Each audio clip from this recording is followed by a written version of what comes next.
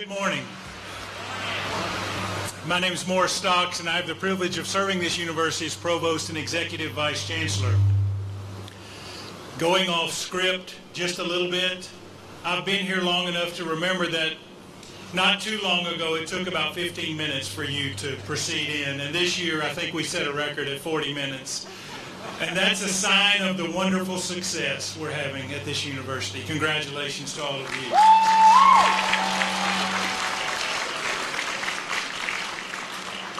I can't begin to tell you how excited I am to be in this beautiful venue and to see your elegant new regalia. I'd like to express my appreciation to Vice Chancellor Alice Clark and to Vice Chancellor Brandy Hepner-LeBanc for orchestrating this move to our own University of Mississippi regalia. Thank you.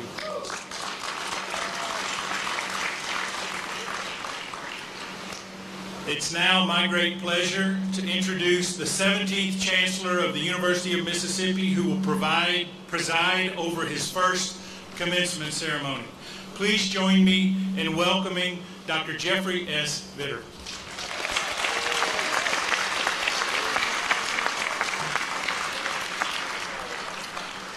Good morning, everyone, and welcome to this incredibly beautiful, historic grove.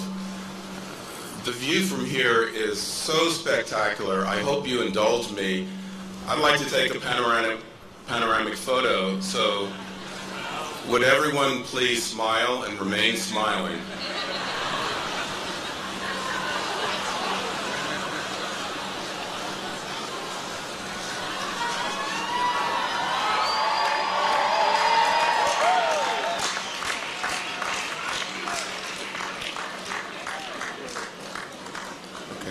You can find that later on Twitter.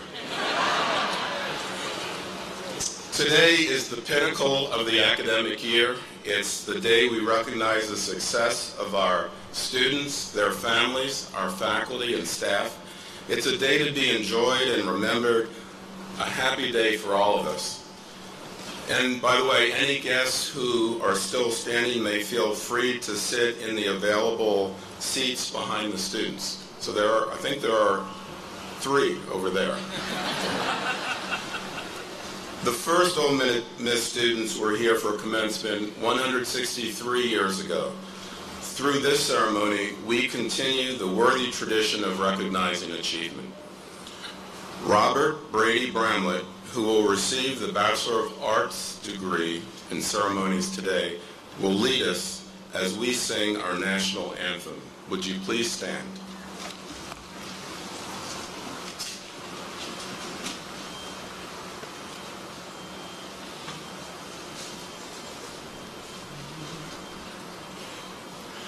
Oh, say, can you see by the dawn's early light what so proudly we hailed at the twilight's last gleaming, whose broad stripes and bright stars through the perilous fight o'er the ramparts we watched were so gallantly streaming, and the rockets regular, the bombs bursting in air, gave proof through the night that our flag was still there.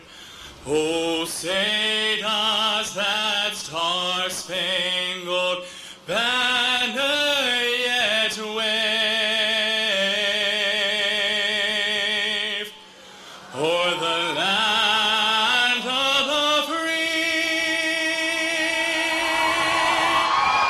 and the home of the brave?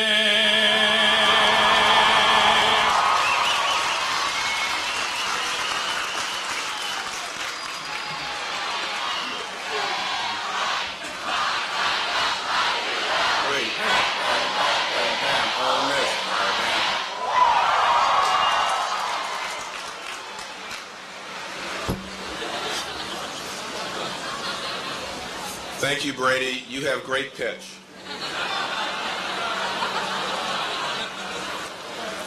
We are grateful also to our faculty musicians, Mr. John Schuschlin and Dr. Stanley Friedman on trumpet, and Dr. Jason Derrick, organist, for their contributions to the commencement. So let's give them a round of applause.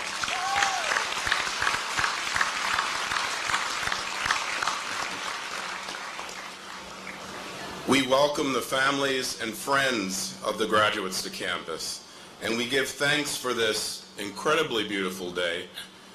Many of you have come from great distances to see your sons, daughters, spouses, relatives, or friends receive diplomas.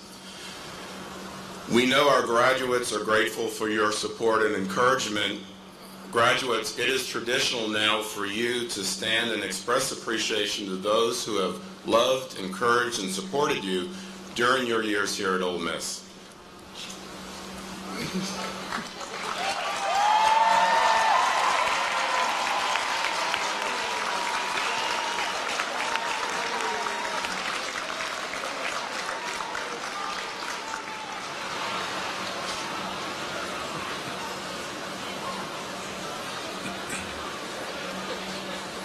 I think that took about 45 minutes, too.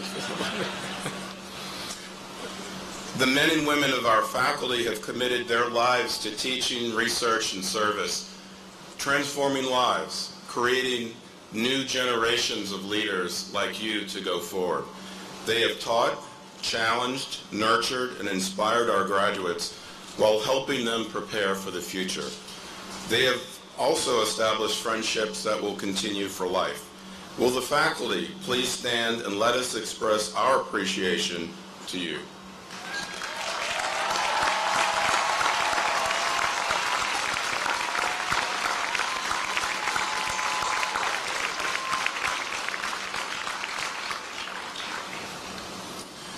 Members of the Board of Trustees of the State Institutions of Higher Learning are appointed by the Governor, confirmed by the Senate, and serve 9-year terms. We are grateful for their unselfish dedication to higher education in Mississippi.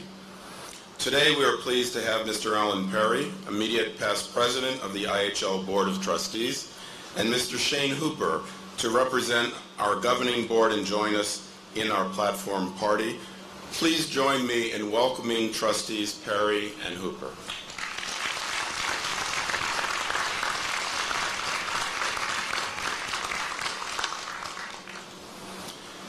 An important component of our university is our health sciences campus in Jackson.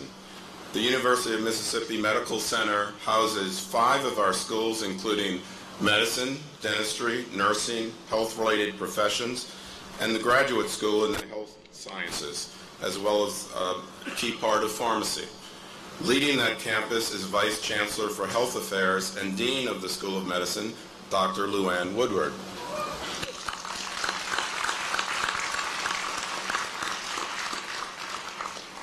I'm pleased to welcome Provost Stocks back to the podium.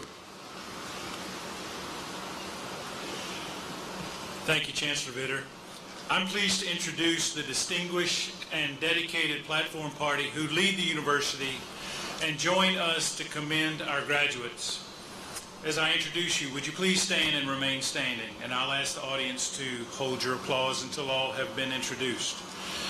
Dr. Alice Clark, Interim Vice Chancellor for University Relations and Barnard Distinguished Professor of Pharmacognosy.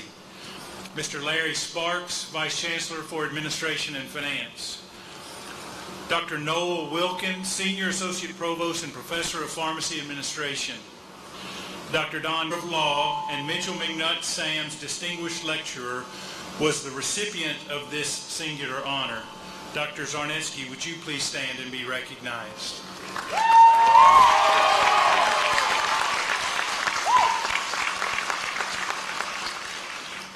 At this time, it's my pleasure to introduce Dr. Brandy Hebner-LeBanc, Vice Chancellor for Student Affairs and Associate Professor of Leadership and Counselor Education, who will come forward to present the Frist Awards.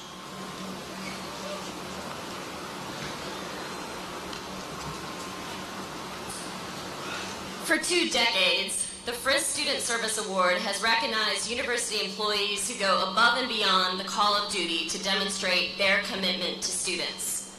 Dr. Thomas Frist, an Ole Miss alumnus from Nashville and founder of Hospital Corporation of America, established the Thomas F. Frist Award Endowment here in 1995.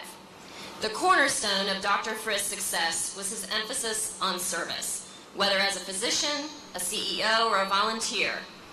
The endowment provides a monetary award each year to a faculty member and staff member who have been selected for their extraordinary service to students. This year, the staff award goes to Miss Lindsay Bartlett Mosvik, Assistant Director for Violence Prevention in the University Counseling Center. It's an intense, often exhausting job, but Ms. Mosvik always has a smile and a caring word for those around her. One nomination for Ms. Mosvik from a fellow staff member noted that Lindsay is always putting the needs of her students above her own. She works weekends, nights, and early mornings to ensure the survivors are getting the care and attention they deserve. She never complains about the intense workload, but she truly cares about the lives of Ole Miss students. And a student wrote, "The professional support she provides is important, but the emotional support she's willing to give is what sets her apart from the rest.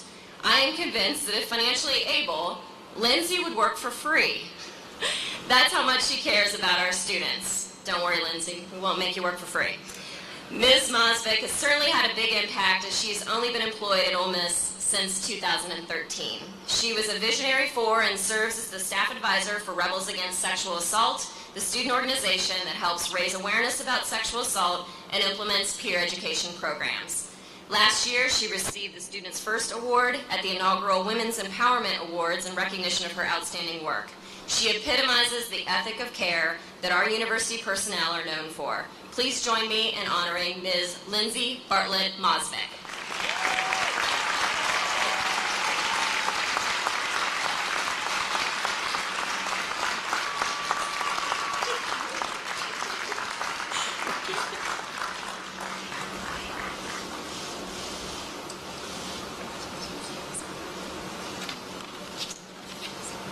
Dr. Brett Kentrell is the faculty recipient of this year's Frist Award. He also joined the university in 2013 and has made an immediate impact.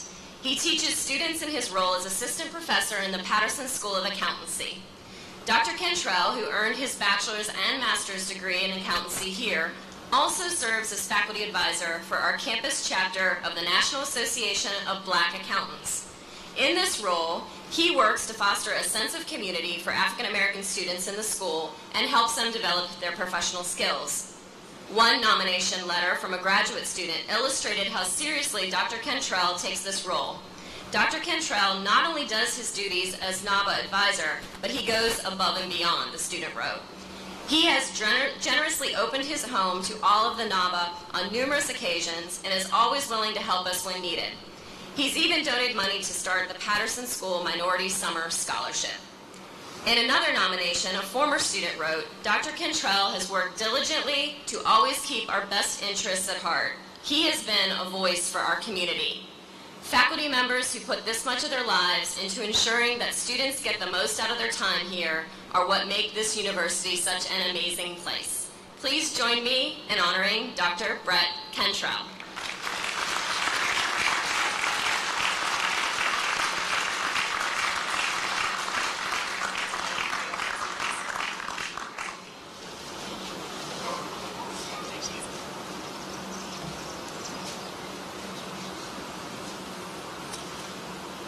It's now my pleasure to introduce Dr. Josh Gladden, Interim Vice Chancellor for Research and Sponsored Programs and Associate Professor of Physics and Astronomy, for the presentation of the Distinguished Research and Creative Achievement Award.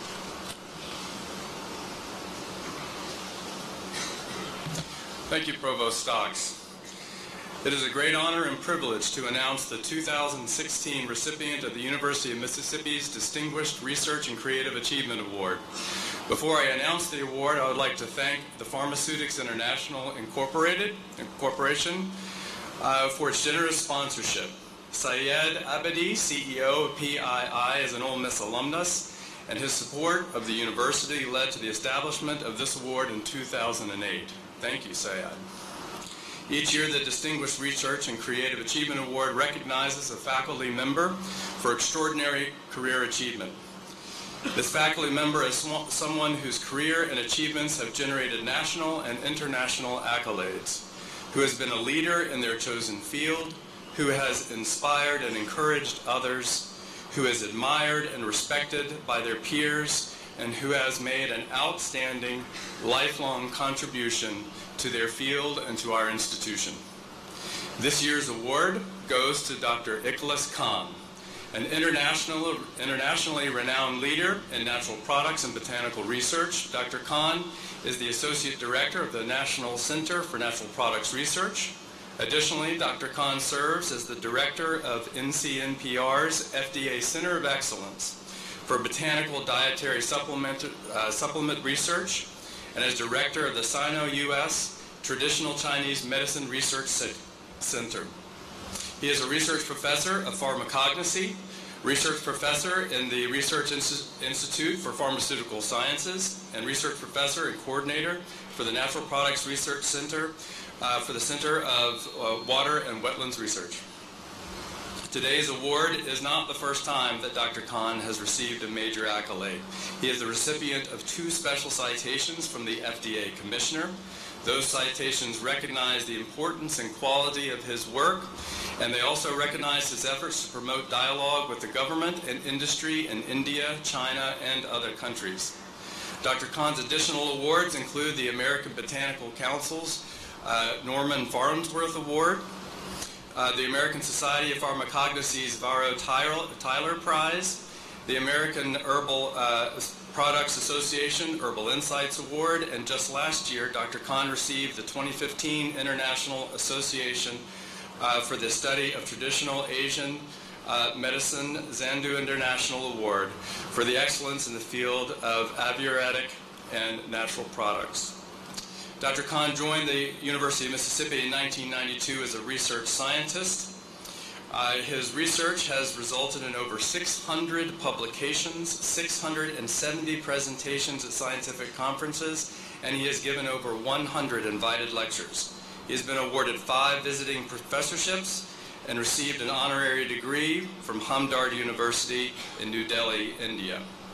Dr. Khan has trained over 100 postdoctoral associates and visiting scientists and has served on the dissertation committees for 29 graduate students, providing invaluable guidance, advice, encouragement, and constant support.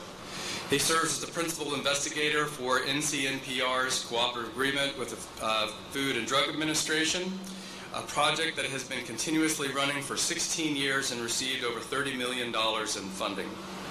Finally, Dr. Khan was the instrumental force behind the establishment of the International Conference on the Science of Botanicals, one of the largest academic conferences held in Oxford. The conference recently held its 16th meeting, bringing together nearly 500 international leaders in the research, development, testing, regulation, and commercialization of botanicals, including the world's top clinicians, regulators, and scientists in the field. The work done at the conference has also led to the development of the International Consortium for the Standardization of Botanicals. It is the event for discussions regarding the science of medicinal plants and changes and developments arising in the botanical industry. These examples demonstrate Dr. Khan's exceptional leadership and highly remarkable contributions to his field. Please join me in congratulating Dr. Ikhlas Khan, the university's 2016 Distinguished Research and Creative Achievement Award recipient.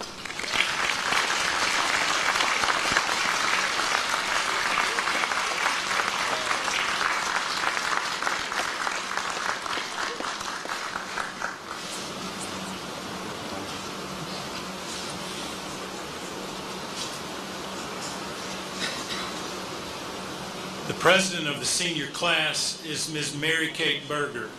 She will receive her Bachelor of Arts degree in ceremonies later today. Please welcome Ms. Berger.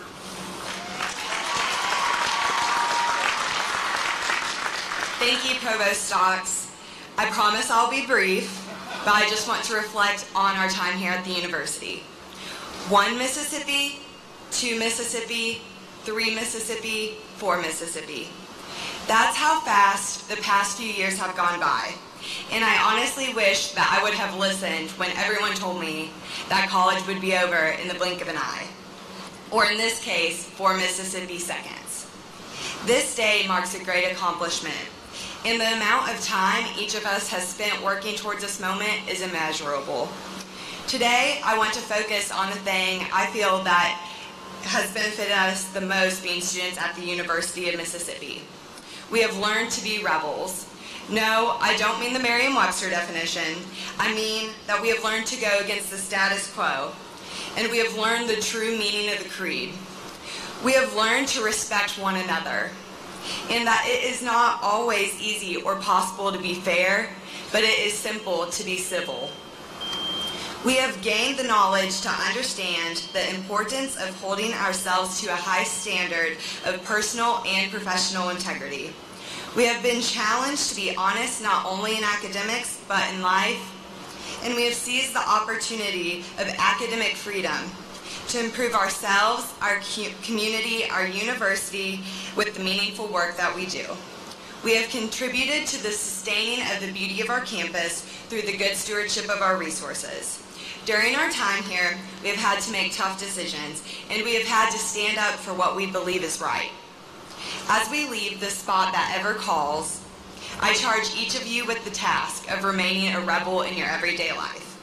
To take a stand for what you believe in, to always uphold the creed, to go against the status quo, and to always shout hotty-toddy at the random person you see in the street wearing an Ole Miss t-shirt wherever life may take you. Thank you to the University of Mississippi, the class of 2016, to the parents, grandparents, friends, and siblings who encouraged and believed in the students here today. Hotty toddy, go Reds, and let's sweep Kentucky tonight at baseball. Hotty toddy.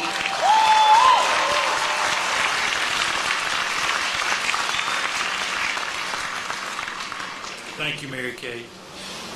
Mr. Edward Maloney is president of the Ole Miss Alumni Association. Please welcome Mr. Maloney.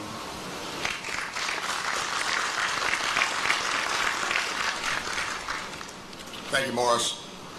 Mr. Brokaw, Chancellor Vitter, distinguished guests, class of 2016, very happy parents, and other family members and friends. On behalf of almost 130,000 Ole Miss alumni, welcome. As I said in my first alumni review letter, I am very honored to be alumni president this year. Over half of the past presidents were lawyers. There were also many doctors, accountants, bankers, and business executives. But I'm pretty sure I'm the first washing machine salesman to hold this position. But being a salesman, the Alumni Association would like to offer a special to parents, grandparents, and friends. For 1 year from today, you may get your graduate a lifetime membership in the association at a discounted rate. What a deal. Like Frank Everett said, today you will get your degree from the University of Mississippi, but you will never graduate from Ole Miss. This has been an unpaid commercial announcement from the Alumni Association. Now, I know y'all didn't come to hear me talk, but they told me I had to say something, so I'm going to tell you a quick short story. It's from a book that's been a bestseller for many, many years, and it was not written by John Grisham. In fact, it has many authors, and all of these authors had a ghostwriter. In fact, you might call him the Holy Ghost writer. Now, this one comes from Matthew. Matthew just had one name, kind of like Madonna, Bono, or Prince. But in the story, the boss goes on a long vacation, and he calls in 3 of his associates. And back in those days, they called, the slang word for money was talents. So he brought in the 3 associates, and he gave the first associate 5 talents. He gave the second associate 2 talents, and he gave the third associate 1 talent. Now, the first associate invested his money wisely, probably with an Ole Miss banking finance graduate, and he turned the 5 talents into 10. The second associate, likewise, invested his and made it into 4 talents. Now the third associate was afraid of his boss, some people are, and buried his talent in the ground so he wouldn't lose it. The boss returned from his trip, and the first associate comes in and says, "You entrusted me with 5 talents, and I bring you 10. The boss was very happy. He promoted him on the spot. The second did the same thing, and when he gave the boss 4 talents, he promoted him on the spot. The third came in and said, "Boss, I've been afraid of you, so I buried the talent." The boss said, "You didn't even invest it in a low-interest CD or T-bill?" He said, "You're fired." We've heard that before, haven't we? "All you graduates have been given talent. Some of you have been given 5 talents, some of you have been given 2 talents, and some 1 talent. Whatever talent you have been given, be the best that you can be. May God bless you in our great university, because it's always good to be an Ole Miss Rebel. Some days like today are great to be an Ole Miss Rebel. Hotty toddy."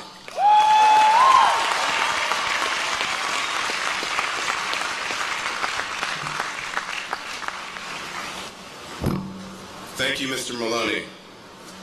And Cowboy Maloney does, by the way, accept talents. We have a tradition of bringing nationally and internationally renowned leaders to campus for our commencement addresses, and this year is certainly no exception. It's my pleasure to welcome one of America's most familiar and trusted journalists, a seasoned broadcaster and author who helped a generation of Americans feel like they had a front row seat for the biggest events of the day. During Tom Brokaw's tenure as anchor, NBC Nightly News became the most watched daily news program in America. And whether he was dissecting policy with world leaders or talking about earthquake survivors and their harrowing experiences, he approached his assignments with the same Midwestern level-headedness that made everyone feel at ease with him. The oldest of 3 boys, Tom Brokaw grew up in South Dakota, where his parents were a construction foreman and a post office clerk. The family moved around for several years before settling down in Yanktown, where Tom attended high school and served as governor of American Legion Boys State. He studied political science at the University of South Dakota and then started his TV career at Sioux City before moving on to stations in Omaha and Atlanta, and then to Los Angeles, where he joined NBC News in 1966. NBC made Tom Brokaw the network's Washington correspondent in 1973, dropping him right into cover the Watergate scandal and other major stories of the day. From 1976 to 1982, he hosted the popular Today Show, greeting millions of Americans each morning with the news and his signature insights. And in 1983, he became the anchor of NBC Nightly News, a spot he held for a remarkable 22 years. During his tenure, he reported live on the fall of the Berlin Wall and on the aftermath of the Loma Prieta earthquake in California. He covered the explosion of the shuttle Challenger and the devastation of Hurricane Andrew. And he conducted the first one-on-one Western interviews with Soviet leader Mikhail Gorbachev and Russian President Vladimir Putin. Not surprisingly, Tom Brokaw has won every major award in broadcast journalism, including 2 DuPonts, 3 Peabody Awards, and a shelf full of Emmys. In 2014, he was awarded a Presidential Medal of Freedom.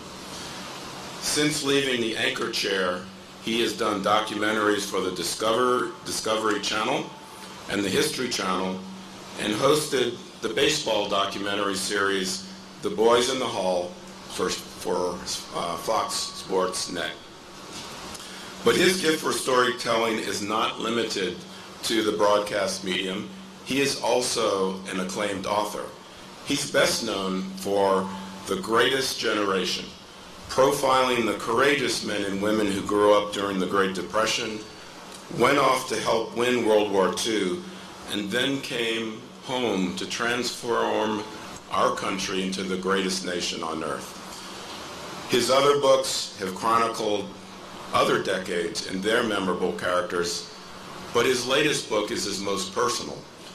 In A Lucky Life Interrupted, a memoir of hope, Tom takes us behind the scenes for his battle with blood cancer and reflects on a long and happy life. He's a good friend of the University of Mississippi, too. Tom Brokaw was here for the first presidential debate between President Barack Obama and challenger John McCain, and he returned the following year as a guest lecturer. He's been a frequent visitor to our campus, going all the way back to the year 2000, sometimes enjoying a morning bike ride around the circle or taking in baseball or football game with his old pal Curtis Wilkie. In fact, he was here 2 years ago to see Bo Wallace and the Rebels get that rousing win over Alabama.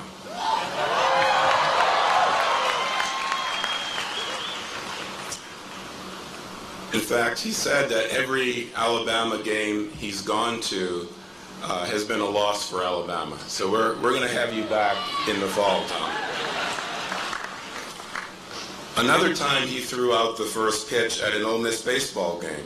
It made it across home plate on just the first bounce. And while he's in town this time, he plans to help cheer on the baseball Rebels to a victory over Kentucky this afternoon to complete the sweep. So please join me in welcoming Tom Brokaw.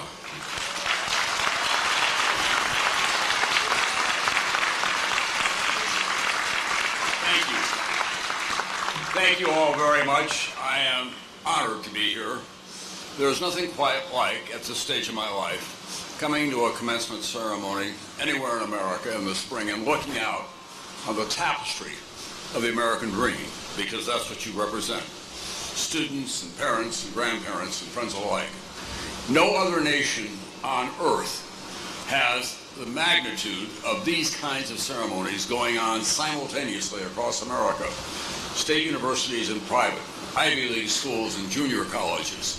It is the essence of who we are, that we're constantly trying to improve our place on this very special piece of geography called the United States of America. And today, you are taking your part in it, not just as students, but also as parents who have made sacrifices on their behalf. We're in the midst of a raucous presidential campaign, quite obviously, in which there is a lot of discussion and differences about the greatness of America. I would say to all the candidates, Republicans and Democrats alike, come to Oxford, go to Iowa City, go to a junior college in western South Dakota, go to Stanford, Harvard, Yale, or any of the great private schools, and you will see the greatness of America reaffirmed on these ceremonies. So I congratulate all of you for taking part in this passage in your life, and I'm very excited for you about where it may go. Now let me also say at the beginning, I'm so relieved to be speaking to a graduating class from Ole Miss.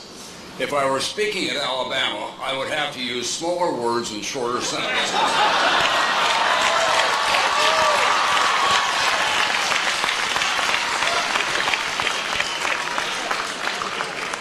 Now, this is the first time I have been in the Grove, and I've been here many times when it has this kind of a setting and this kind of an organization. I don't know how many of you were aware of that, but when they began yesterday to get this in place for graduation ceremonies, they discovered over here in the bushes 2 SAEs who were trying to sleep it off, it turns out. They'd not just been there overnight, they'd been there since the Alabama win last fall, it turns out. Now, I've had a very lucky life, and by most standards, I suppose a successful life. I came out of high school kind of a whiz kid. And then I went off the rails. For those of you who are not graduating with honors, you have a fellow member of your small fraternity here at the podium tonight. Went to the University of Iowa, where, as I often say, I had a double major, Phi Phis and Kappas for a full year. And then I retreated to South Dakota, and I even dropped out of school for a while. The important part of that experience for me, at an early and formative time in my life, I learned how quickly failure can come to you. And it was, in fact, an instructive time. I never fail on the occasion in which I'm being honored to think back about how quickly you can go off the rails. And that's something I think all of us have to think about as we begin this entry in what they call the real world. For the last 4 years, you have been told just that. This occasion will mark your entry into the real world. That's a big misrepresentation, the first of many that you will encounter. Tomorrow is not the real world. Neither was college nor high school. The real world, it turns out, was junior high. That's when you first encountered the petty jealousies that you'll experience for the rest of your life. The locker room stud who mistakes brawn for brains. The classroom geek who couldn't get a date for the prom but will return to your first reunion in his private jet with an app named after his high school math teacher. The hot babe amongst you who worries more about the shade of lip gloss than she does about the future of her gender. Junior high is in fact where real life begins, but for your generation, there are welcome changes. Your generation is age neutral as no generation before you has ever been. You don't have to stand in line to accomplish what you want. You may have to be 21 years of age to buy booze, but not to start a business these days, to fight a war, to vote for a president, to marry whoever you want, and also to be colorblind. In so much of the environment that is defining our time, you, the young people, are teaching your parents to drive the new technology and the new redefinition of the culture that we're all a part of. Every generation leaves a mark in history on its most profound experience. I wrote about what I called the greatest generation. Young men and women who spent their childhood and early teen years in the cruel depths of the Great Depression. Unemployment in Mississippi in 1936 was 17% higher in the African American neighborhoods. Mississippi was not alone. That was a portrait of America. It was earn what you could every day and not expect anything less than what you could earn for yourself. By 1941, this country was in the greatest war in the history of mankind, fought on 6 of the 7 continents, in all the seas and the skies above, and before that war was over, 50 million people had perished around the world. And yet, those beleaguered survivors of the Great Depression signed up in record numbers to take part in that war, and they did. Alas, men and women of color who served nobly and heroically came home to America still as second-class citizens determined to change all of that. It was a brutal fight to assure equal rights under the law, if not always in practice. But Dr. King had 2 primary tenets that we need to be reminded of today. Those tenets were nonviolence. I can't tell you how many times I covered a demonstration where young African Americans and also white people who joined them in solidarity would go to the ground, cover up their vitals, and be beaten mercilessly, often by cops or citizens, not just in Mississippi, but across the South and later in the North as well. As a reporter in the South in those days, I must tell you I could never have imagined that I would be here one day with the affection that I have for Ole Miss, speaking to a student body that is ever more diversified, or that I would walk into the chancellor's box during a football game and find James Meredith as the guest of honor, or that the president of the Ole Miss Alumni Association would be an African-American mother of a student here who also happened to be an executive at FedEx. These are important, historic steps forward in Mississippi, but across the country, in every state, in every institution. The issue of race, reconciliation, resolution, these are the unfinished businesses of our time. And it's not confined just to states in the Great South, but it's across state lines from sea to shining sea in our nation. The dream of equality for all is not an obligation of one race or another. It is a common calling in our unique society. We are still a nation of immigrants, where the rule of law is inadequate if the rule of heart is not also an equal partner. All shades of the American palette matter. In your time at this university, there have been unconscionable acts of violent deaths initiated by police officers and demented racists. But so too have there been too many violent deaths, African Americans dying at the hands of other African Americans in their neighborhoods. So as you leave here today, remember this: all lives matter, whatever the color. And while some political figures exploit the understandable fear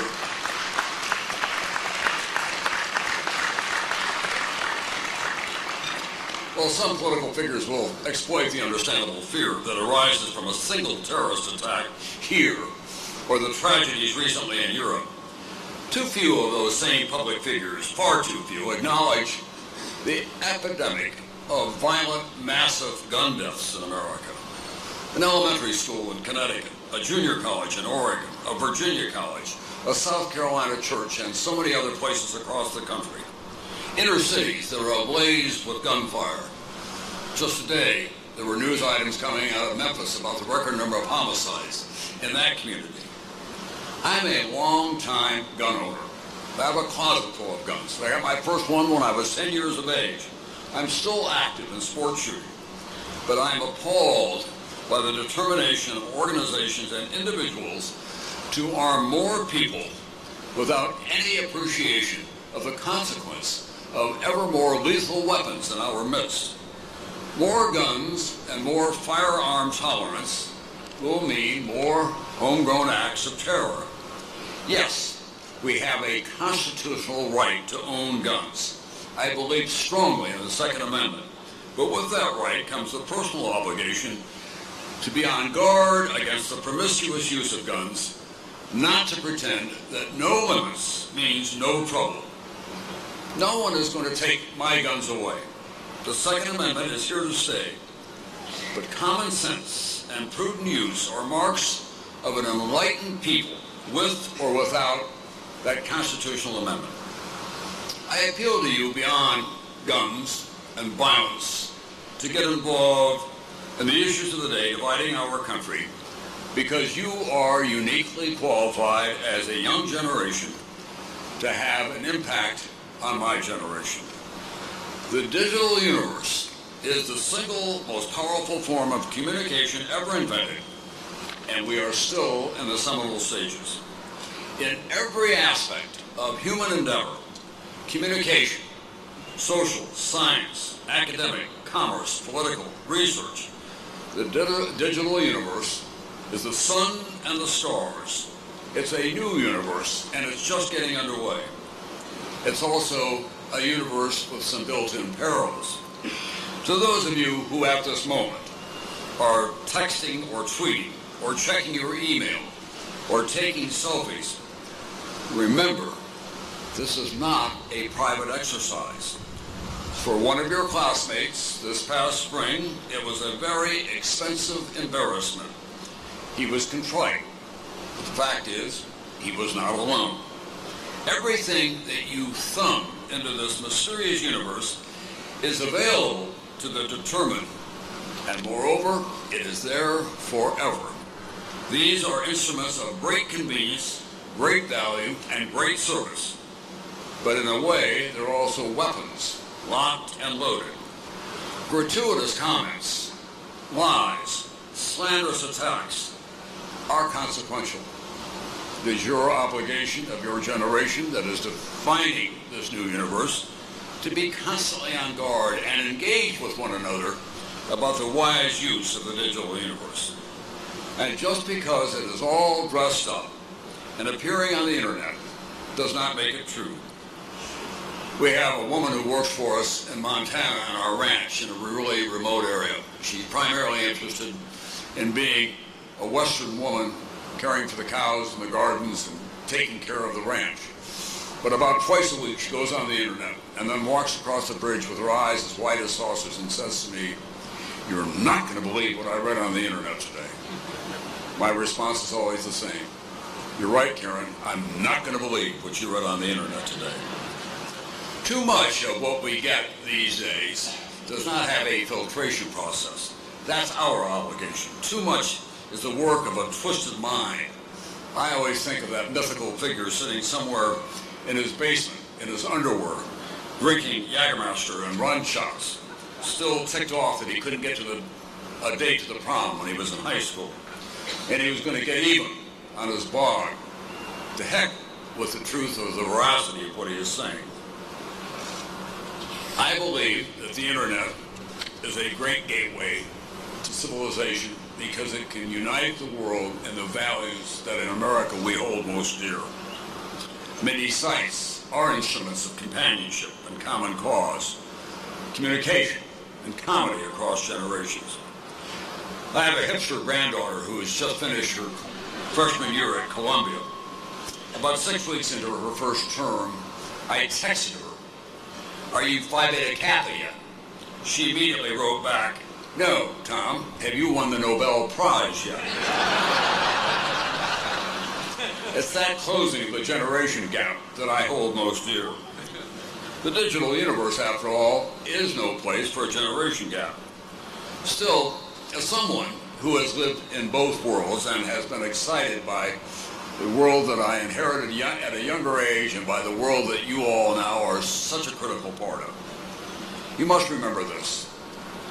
No text will ever replace the first kiss. No email will ever compete with the spoken phrase, "I love you. I want to spend the rest of my life with you."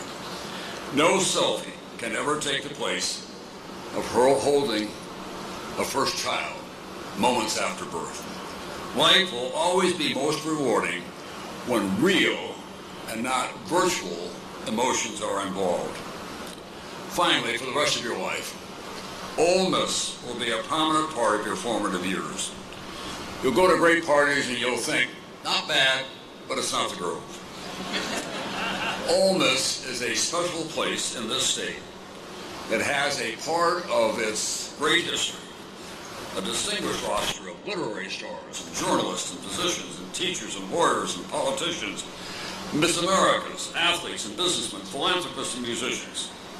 You'll always credit a big part of your years to the role it played here at Ole Miss in making the life that you have now.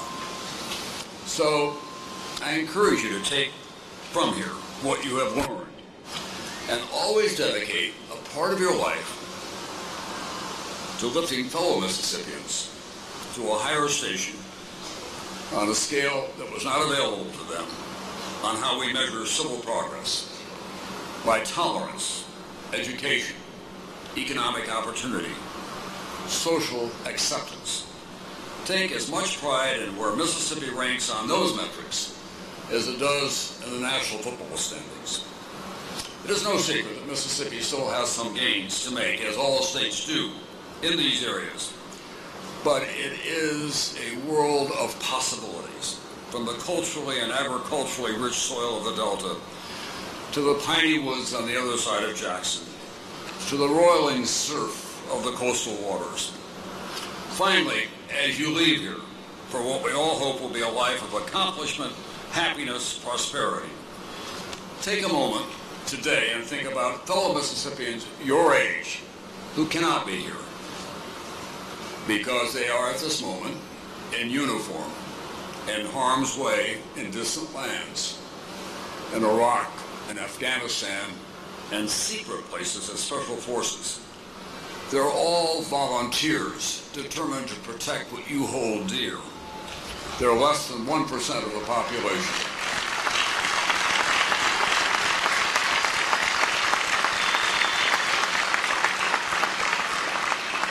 Other members of your generation are now back home, suffering from PTSD or missing limbs. They're in hospitals, hoping to repair their bodies or their minds. They're proud of their service and their patriotism, and they hope that somebody has noticed. You have an obligation to notice them every day, to never forget them, because they made this day possible for you. In another commencement address, the late, great genius Steve Jobs said to a Stanford graduating class, "Always stay hungry." There is no better charge to any graduating class than that. Stay hungry, not just in physical terms, but in mental terms, in cultural terms, and what you want to bring to the world. When I first began to write about the greatest generation, I learned something that I had not known before. Stop and think about this for the moment. Hitler had conquered most of Europe. He had his eyes on invading the United States as well. We were organizing an invasion task force in England and keeping it secret. For the greatest invasion in the history of mankind, a daring, audacious invasion, to land on the shores of France and make our way to Germany and conquer and eliminate this extraordinary threat to mankind everywhere in the world. The 82nd Airborne, men about your age, from all over America, were jumping behind enemy lines in the dark of night. They knew they would be scattered because the weather was bad and the planes would land in different places. And they wondered how they could reconnect in the middle of the night behind enemy lines, because the units wouldn't be jumping in a unified way. And so someone came up with an ingenious idea about how they could stay in touch with each other. Everyone in the 82nd Airborne had a brass clicker. And the leaders of those squads would land, hide their parachutes, all by themselves. Think about this for a moment. Behind German lines. And in the dark of night, they would click once and hope they'd hear a second click. The first click was, "I'm here." Second click was, "I'm coming to join you." And when they joined up there in the dark of night and fought heroically, too many of them not surviving the battle, they didn't ask each other when they met face to face, "You remember the Tea Party? You a Republican? You're a Democrat? I'm not sure I can work with you unless you belong to the same party or share the same political beliefs that I do." They were only interested in doing one thing. They were interested in winning the war, however much personal sacrifice that took, losing their own lives in these formative years, so that you could have the lives that you have today. So as you go forth from here, I hope that all of you, whatever you choose to do in life, as graduates of the University of Mississippi, will find ways to find each other and stay together.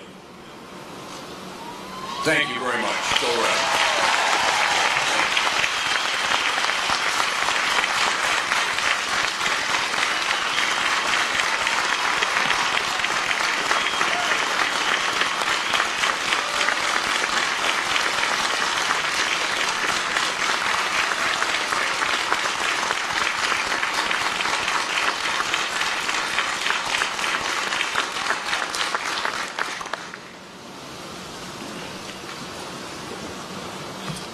Thank you, Mr. Brokaw.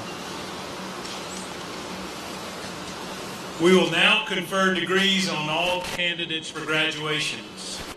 Candidates will be presented their diploma in additional school ceremonies later this morning and this afternoon. We will recognize these candidates for degrees by college or school. I will introduce each dean, who will then come forward and present the candidates of the school or college. At this time, I recognize Dr. Lee Cohen, Dean of the College of Liberal Arts and Professor of Psychology. Dr. Cohen, will you please come forward?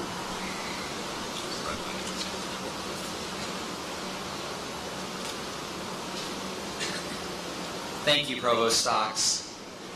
I'm pleased to present the candidates receiving bachelor's degree from the College of Liberal Arts.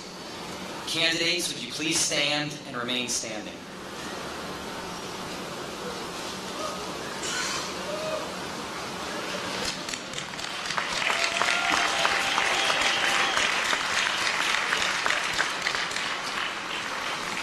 Professor Deborah Bell, Interim Dean of the School of Law and Professor of Law.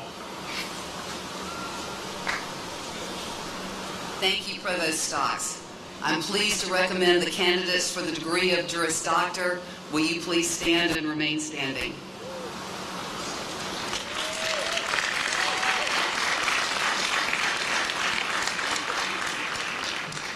Dr. Alex Chang, Dean of the School of Engineering and Professor of Civil Engineering.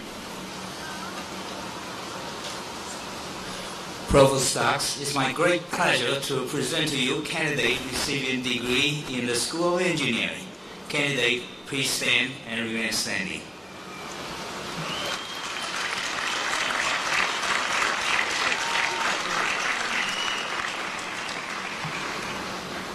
Dr. David Rock, Dean of the School of Education and Professor of Curriculum and Instruction. Provost Stocks, I am honored to present the candidates for degrees in the School of Education. Will the candidates in the School of Education please rise and remain standing?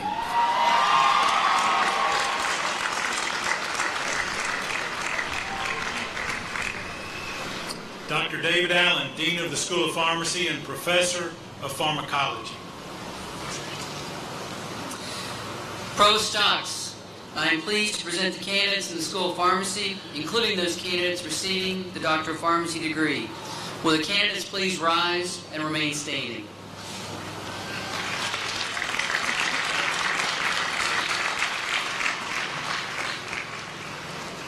Dr. Ken Syree, Dean of the School of Business Administration and Professor of Finance. Provost Stocks, I am pleased to present the candidates for degrees in the School of Business Administration. Will the candidates please stand and remain standing?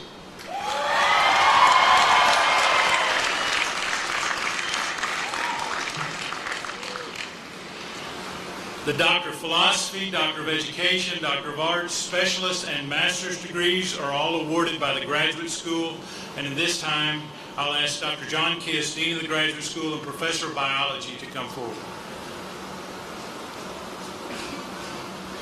Provost Stocks, I am most pleased to present candidates about to receive degrees from the Graduate School. Will the candidates please stand and remain standing?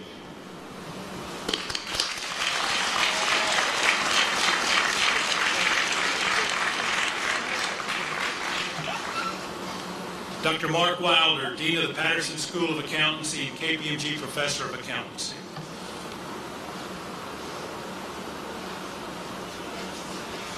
Provost Stocks, I am pleased to present the candidates for degrees from the Patterson School of Accountancy. Will the candidates please stand and remain standing?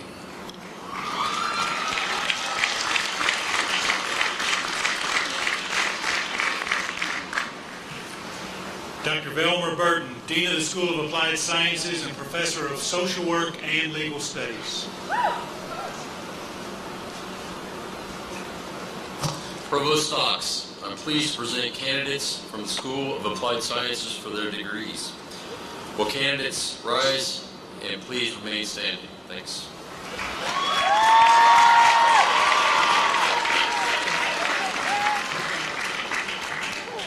Dr. Will Norton, Dean of the Meek School of Journalism and New Media and Professor of Journalism and New Media. Provost Stocks, it's my privilege to present candidates for the degrees in the Meek School of Journalism and New Media. Will the candidates please stand and remain standing?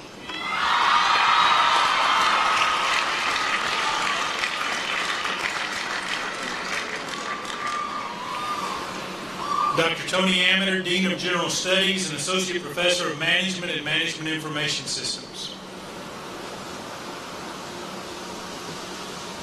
Provost Stocks, I am pleased to present the candidates for the Bachelor of General Studies degree. Will the candidates please stand and remain standing?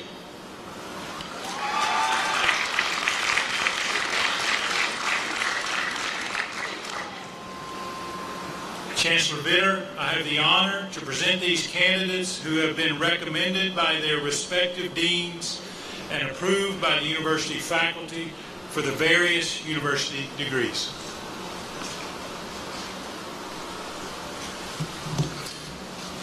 By the authority vested in me, by the Board of Trustees of the State Institutions of Higher Learning, the university faculty recommending, I now confer upon each of you the degree to which you are entitled with all the rights, privileges, immunities, and responsibilities appertaining thereto.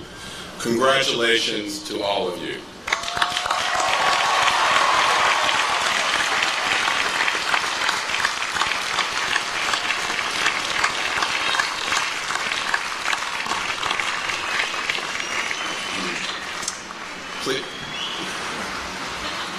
Please be seated.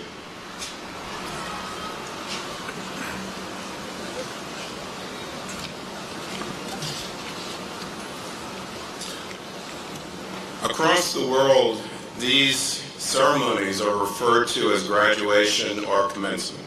Today, you complete your work as students at the university, you graduate, you also begin the next chapter of your life, you commence. Our collective prayer for you is a life filled with joy, good health, successful, meaningful careers, and peace. God bless each of you. Congratulations, graduates.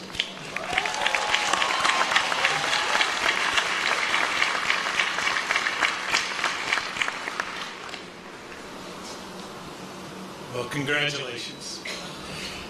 Details of afternoon ceremonies are in your program you received this morning.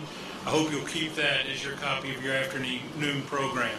Our graduation exercises at the University of Mississippi Medical Center will be held at 10 o'clock a.m. Friday, May 27 in the Mississippi Coliseum. For your convenience, several restaurants across campus will be open, including the food court and the pavilion, the grill at 1810. Ms. Shalene Sugar, who will receive the Master of Music degree in ceremonies today, will lead us in the singing of our alma mater. The words are printed on the back of your program. One final word. In keeping with the setting of today's ceremony, there will be no formal recessional. Please come forward and lead us, Ms. Sugar.